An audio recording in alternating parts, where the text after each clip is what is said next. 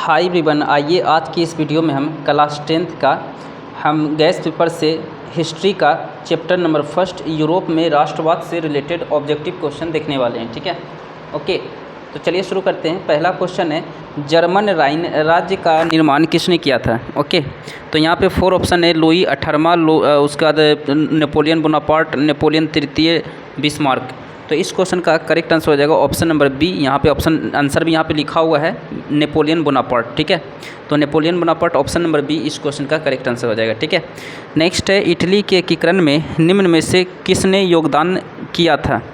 तो यहाँ पे 4 ऑप्शन है, इसमें से option number D correct answer हो जाएगा। इनमें से सभी यानी कि विक्टर एमेनुएल, गैरीबाल्डी और मेजनी और काउंट काबूर, इन सभी का योगदान था। ठीक है, अब आइए हम लोग नेक्स्ट पेज में देखते हैं, रक्त एवं लौह की नीति का अवलंबन किसने किया था? यानी कि रक्त और लौह की नीति किसने अपनाया था? ठीक है, तो यहाँ पे 4 ऑप्शन दिया हुआ है, इसमें से option number C correct answer हो जाएगा बिस्मार्क। यहाँ पे आंसर भी लिखा हुआ है सी और हो जाएगा बिस्मार्क। ठीक है, फ्रांसीसी क्रांति कब हुई थी? तो फ्रांसीसी क्रांति आपका हुआ था 1789 को।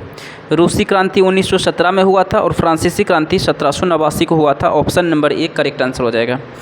कोसुत कौन था जी? तो कोसुत एक क्या था? एक हंगरी का नागरिक था। ठीक है, हंगरी देश का नाम है, हंगरी की राजधानी बुडापेस्ट होता है। ठीक है, बुडापेस्ट इसकी राजधानी होता है हंगरी का, ये बात भी याद रखिएगा।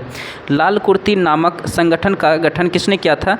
तो खान अब्दुल गफ्फार खान किया था। ठीक है, और ये पाकिस्तान का रहने वाला था।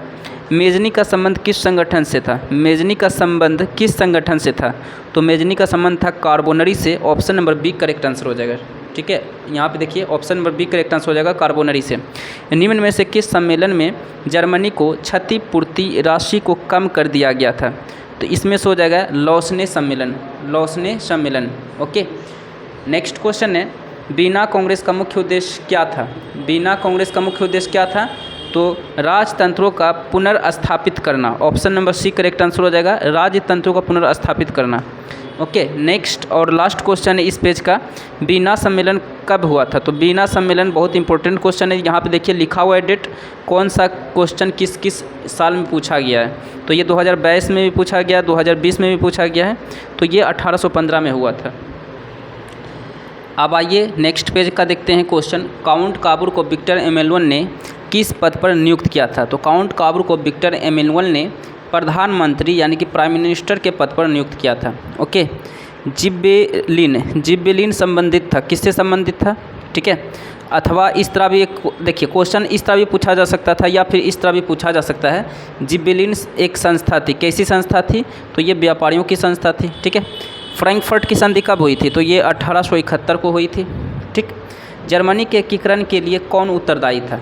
तो इसमें से बिस्मार्क हो जाएगा, option number B correct answer. ठीक है, नेक्स्ट, इटली के एकीकरण में निम्न में से किसका संबंध नहीं है? तो इटली के एकीकरण में बिस्मार्क का कोई संबंध नहीं है। इटली और जर्मनी के एकीकरण के विरुद्ध निम्न में से कौन था? तो इटली और जर्मनी के एकीकरण के विरुद्ध था ऑस्ट्रिया देश, ऑस्ट्रिया, ऑप्शन नंबर सी। ठीक है, जर्मनी के एकीकरण का प्रमुख वास्तुकार कौन था? जर्मनी के एकीकरण का प्रमुख वास्तुकार था बिस्मार्क। ठीक है, 1830 की क्रांति के बाद फ्रांस में किस प्रकार का शासन स्थापित हुआ था? तो इस क्वेश्चन का करेक्ट आंसर हो जाएगा संवैधानिक राजतंत्र। मार्टिन लूथर कौन था जी? तो मार्टिन लूथर बहुत इंपॉर्टेंट क्वेश्चन ये है, समाज सुधारक था। ठीक है, वैसे सब इंपॉर्टेंट है, सभी क्वेश्चन किसी न किसी ईयर में पूछे गए क्वेश्चन है। ठीक है, यंग इंडिया। ओके, अच्छा, गैरीबाल्डी पेसेस क्या था? तो नाविक था, बहुत इंपॉर्टेंट ये भी क्वेश्चन है। ठीक है, यूरोप का मरीज किसे कहा जाता है? यंग, देखिए यहाँ पे देखिए ये क्वेश्चन है। ओके, एक मिनट, यहाँ पे पेज यहाँ पे कुछ रख देता हूँ, पेज उड़ रहा है। ठीक है, यंग यानी कि युवा, यूरोप, इटली की स्थापना किसने किया था? तो मेजनी ने किया था। यूरोप का मरीज किसे कहा जाता है? तो तुर्की को कहा जाता है। यूरोप का मरीज तुर्की को कहा जाता है। एशिया का मरीज चीन को कहा जाता है, यूरोप का मरीज तुर्की को कहा जाता है। ठीक है, ओके, चलिए नेक्स्ट क्वेश्चन देख लेते हैं हम लोग। नेक्स्ट 25 नंबर पे आते हैं, यूरोप वासियों के लिए, ओके, यूरोप वासियों के लिए किस देश का साहित्य एवं विज्ञान प्रेरणा स्रोत है? तो इस क्वेश्चन का ऑप्शन में बी हो जाएगा, यूनान। इटली एवं जर्मनी वर्तमान में किस महादेश के अंतर्गत आता है? तो ये यूरोप महादेश के अंतर्गत आता है। ठीक है, यूरोप महादेश के अंतर्गत आता है। ठीक है, नेक्स्ट क्वेश्चन देखते हैं जी। ओके, नेक्स्ट क्वेश्चन क्या है? नेक्स्ट है बीना कांग्रेस के द्वारा फ्रांस में किस शासक वंश की पुनर्स्थापना की गई? तो बुर्बो, ठीक है, बुर्बो वंश की स्थापना की गई थी। ठीक है, option number C correct answer हो जाएगा। ठीक है, सन 1870 में फ्रांस और पर्सा के बीच कौन सा युद्ध हुआ था? तो ये सेडान का युद्ध हुआ था। Option number A correct answer हो जाएगा, सेडान का युद्ध। बिस्मार्क निम्न में से क्या था जी? तो बिस्मार्क क्या था? एक कूटनीतिज्ञ था। ठीक है, नेक्स्ट क्वेश्चन क्या है जी आपका? 1829 ईस्वी की एड्रियानोपुल की संधि किस देश के साथ हुई थी? तो ये तुर्की के साथ हुई थी।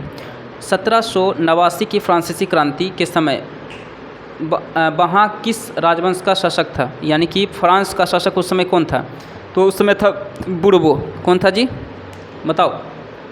बुर्बो था। ठीक है, बुर्बो उस समय शासक था जब फ्रांस की क्रांति 1789 को हो रहा था। ठीक है, चार्टिस्ट आंदोलन कहाँ संपन्न हुआ था? तो ये हुआ था इंग्लैंड में। चार्टिस्ट आंदोलन इंग्लैंड में संपन्न हुआ था। बीना कांग्रेस में पवित्र संघ की योजना किसने प्रस्तुत की थी? तो रूस देश ने प्रस्तुत की थी। यूनान के स्वतंत्रता संग्राम में किसकी पराजय हुई थी? तो तुर्की देश की पराजय हुई थी, यानी कि हार गया था। जर्मनी के एकीकरण के लिए बिस्मार्क ने कितने युद्ध किए, यानी कितने युद्ध लड़े थे? तो ये लड़े थे 3 युद्ध लड़े थे, 3 युद्ध। ठीक है, नेक्स्ट देख लेते हैं। ठीक, हाँ, यूरोपीय संघ का पालना किसे कहा जाता है? तो यूनान को कहा जाता है। ऑप्शन नंबर डी हो जाएगा, यूनान को। ओके, नव गुएल्फ आंदोलन कहाँ हुआ था जी? तो ये इटली में हुआ था। बीना कांग्रेस में कौन राष्ट्र सम्मिलित नहीं था? इसमें से जर्मनी राष्ट्र सम्मिलित नहीं था। कार्बोनरी की स्थापना कब हुई थी? कार्बोनरी की स्थापना 1810 को हुई थी। ठीक है, 1810 को। और किसने किया था जी? कार्बोनरी की स्थापना किसने किया था? पीछे वाले क्वेश्चन में मैंने आपको बताया था ना। बताइए, कार्बोनरी की स्थापना किसने किया था? बताइए, मैंने आपको बताया था ना, कार्बोनरी की स्थापना किसने किया? तुमको याद है? मेजनी ने किया था। अच्छा, ठीक है, मेजनी ने किया था। ठीक, कार्बोनरी की स्थापना मेजनी ने किया था। और कब किया था? 1810 में। ठीक है, चलिए नेक्स्ट क्या है जी? कार्बोनरी की स्थापना 1810 में हुआ। नेपोलियन संहिता किस वर्ष लागू हुआ था? तो 1804 में। किस संधि द्वारा स्वतंत्र यूनान राष्ट्र की स्थापना हुई थी? कुस्तुनतुनिया की संधि द्वारा। शेडाओ का युद्ध में किसकी पराजय हुई थी, यानी कौन हार गया था? तो ऑस्ट्रिया हार गया था, उसकी पराजय हो गई थी। पर्सा का शासक कौन था? पर्सा का शासक था विलियम प्रथम। Option number D correct answer हो जाएगा, विलियम प्रथम। मेटरनिक कौन था? मेटरनिक ऑस्ट्रिया का चांसलर था। मेटरनिक कौन था? ऑस्ट्रिया का चांसलर। सॉर्डिनिया पिडमाउंट का शासक कौन था? सॉर्डिनिया पिडमाउंट का शासक कौन था? Victor Emmanuel. किस संधि द्वारा जर्मनी का एकीकरण पूरा हुआ था? किस संधि के द्वारा? बताओ। तो ये हुआ था फ्रैंकफर्ट की संधि द्वारा। राष्ट्रवाद की अवधारणा का जन्म किस घटना से माना जाता है? तो ये पुनर्जागरण की अवधारणा से माना जाता है। ठीक है, पुनर्जागरण की घटना से माना जाता है। ठीक है, नेक्स्ट और लास्ट क्वेश्चन है इस चैप्टर का। ठीक है, नेपोलियन ने जर्मनी में किस संघ की स्थापना की थी? तो राइन संघ की स्थापना की थी। Option number C correct answer हो जाएगा इस क्वेश्चन का। ठीक है, तो इस तरह हम फर्स्ट चैप्टर का हम लोगों ने देखा है। नेक्स्ट वीडियो में हम सेकंड चैप्टर का समाजवाद एवं साम्यवाद से रिलेटेड क्वेश्चन हम लोग देखेंगे। ठीक है, आज के लिए इतना ही। So thank you.